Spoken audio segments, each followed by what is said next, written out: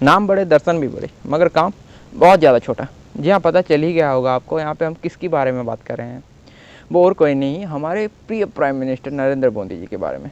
अपने बड़े बड़े भाषणों से कभी लोगों का दिल जीतने वाले, कभी लोगों के दिमाग में खुद के लिए छवि छापाने वाले, आज अपने हर काम और फेलियर की वजह से हर माहौल में क्रिटिसाइज हो रहे हैं। कभी जनता को अपना परिवार बताने वाले आज वोट्स के लिए और सट्टे के लिए उन जनता से दगा करते नजर आते हैं। अपने भाषणों में बड़े बड़े फेंकने वाले आज तक मुझे सर्जिकल स्ट्राइक को छोड़ के कोई उनका सक्सेसफुल प्लान और देश के लिए उनका प्यार कोई काम में भी नहीं दिखा। हम अगर आपको लगता है कि उनकी कोई और भी प्लानिंग आज तक सक्सेस हुई है तो कमेंट बॉक्स में बता सकते हैं। बंगाल इलेक्शन के टाइम के प्रचार के समय वो अपने सरकार के अचीवमेंट्स को बताने से कतरा रहे थे। हिंदू राष्ट्र, हिंदू मुस्लिम, लव जिहाद और राम मंदिर के अलावा कुछ और मुद्दा है ही नहीं उनके पास वोट मांगने के लिए। अपने शुरुआती दिनों के भाषण में जो बड़े बड़े भाषण थे, बड़े बड़े वादे थे, चलिए देखते हैं उन सब में से कुछ फेलियर्स के बारे में। हम अगर कुछ ही सारे के बारे में बात करेंगे तो शायद साल ही गुजर जाएगा।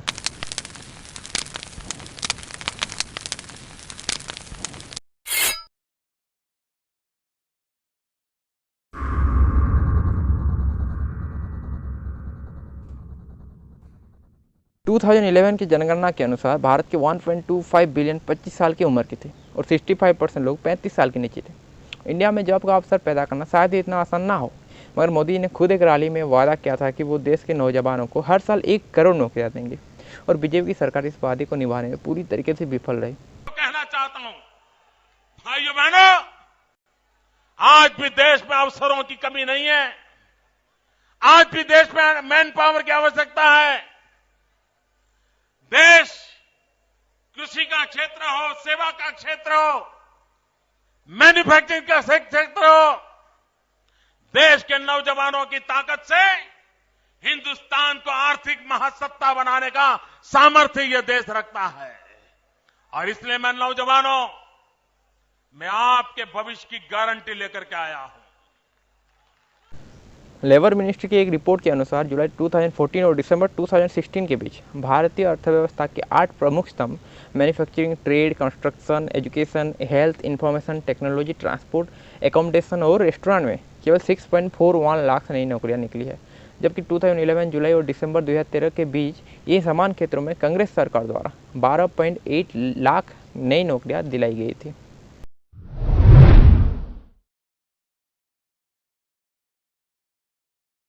ये एक और फेक प्रॉमिस थी जो कि सट्टे से आने से पहले कहा गया था।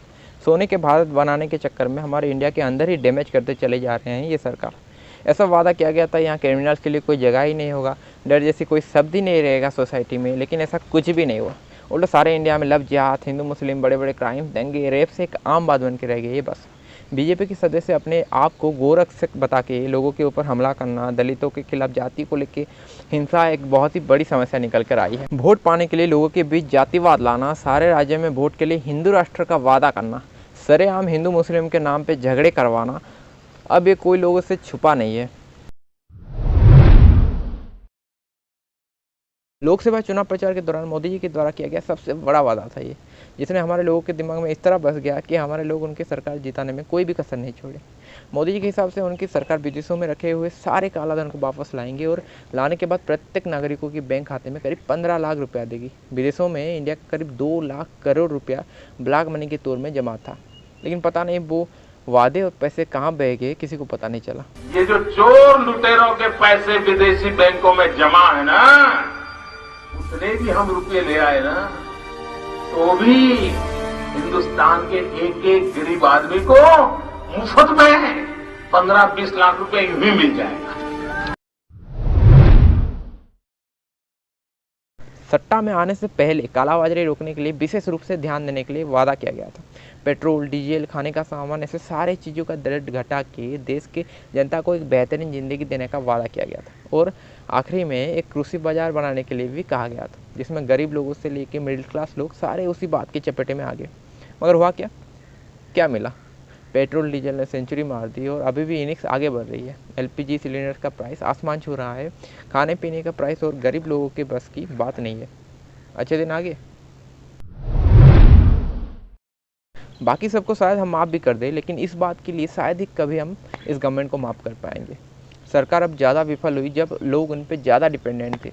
जब लोग मर रहे हैं इतनी मात्रा में, सरकार अब स्वास्थ्य संकट और आर्थिक परिणाम को संभालने के लिए बिल्कुल भी समर्थ नहीं है।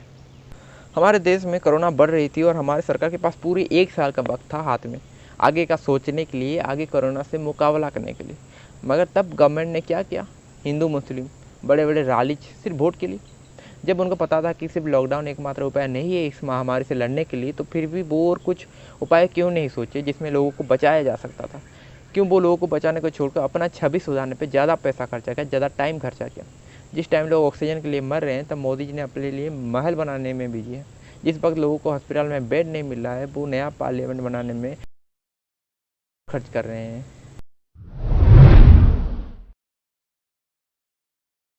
मोदी जी अपने आत्मनिर्भर भारत को शायद कुछ ज़्यादा ही सीरियस ले गए हैं शायद, तभी तो कोरोना पेशेंट को ये बता रहे हैं कि अगर उनको ज़िंदा रहना है तो अपना हॉस्पिटल खुद ढूंढो, अपना बेड भी खुद लेके आओ और ऑक्सीजन का इंतजाम भी खुद करो, और इसके लिए उन्हें कभी माफ़ नहीं किया जा सकता। देश का परिस्थिति को लगातार नीचे घसीट कर खुद अपना फ़ायदा करने वाला देश का प्रधानमंत्री बनने का हकदार नहीं है। बाकी आप इसके बारे में क्या सोचते हैं, कमेंट में ज़रूर बताइएगा।